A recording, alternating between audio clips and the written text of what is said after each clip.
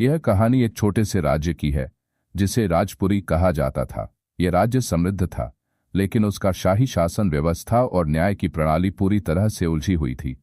यहाँ के राजा, जिनका नाम राजकुमार विक्रम सिंह था, एक अजीब व्यक्तित्व के मालिक थे। विक्रम सिंह की नीति हमेशा भ्रमित और अन्यथा होती थी। राजकुमार विक्रम सिंह का राज्य एक बड़े महल के भीतर केंद्रित था, लेकिन इसका हर पहलू अराजक था। अदालत में निर्णय उल्टे पुल्टे होते और न्याय के स्थान पर भ्रष्टाचार और भय का माहौल था। राजा की नीतियां कभी स्थिर नहीं रहती। कभी तो वह किसी से न्याय की उम्मीद करते, तो कभी खुद को ही शिकार बना देते। राजपुरी के बाजार में चोरी की घटनाएं बढ़ने लगीं। व्यापारी और आम जनता दोनों परेशान थे, क्योंकि कोई भी यह जानने में सक्षम नहीं था कि असली चोर कौन है। बाजार में सबके दिलों में डर था कि किसी भी समय उन्हें आरोपित कर दिया जाएगा, और इस स्थिति का फायदा उठाया विक्रम सिंह ने, जो बहुत ही अजीब और कड़े आदेशों को लागू करता था।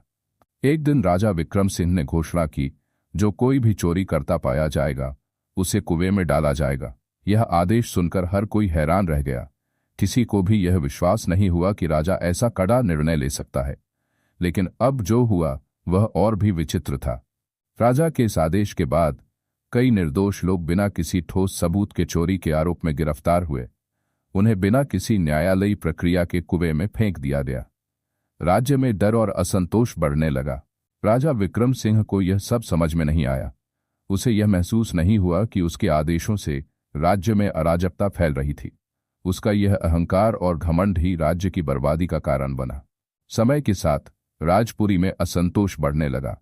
लोग राजमहल के खिलाफ विद्रोह करने लगे। उन्होंने राजा की नीतियों के खिलाफ मोर्चा खोला, लेकिन राजा को अब तक यह समझ नहीं आया कि जब शासन व्यवस्था अंधेर होती है तो जनता की आवाज सुनने वाला कोई नहीं होता।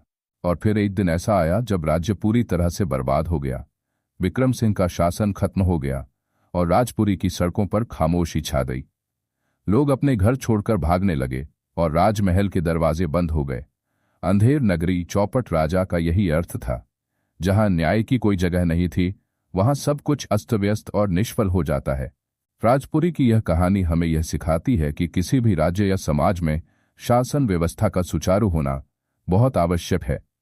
न्याय का पालन अगर सही ढंग से नहीं होता तो सत्ता और ताकत का घमंड समाज को अराजकता की ओर ले जाता है।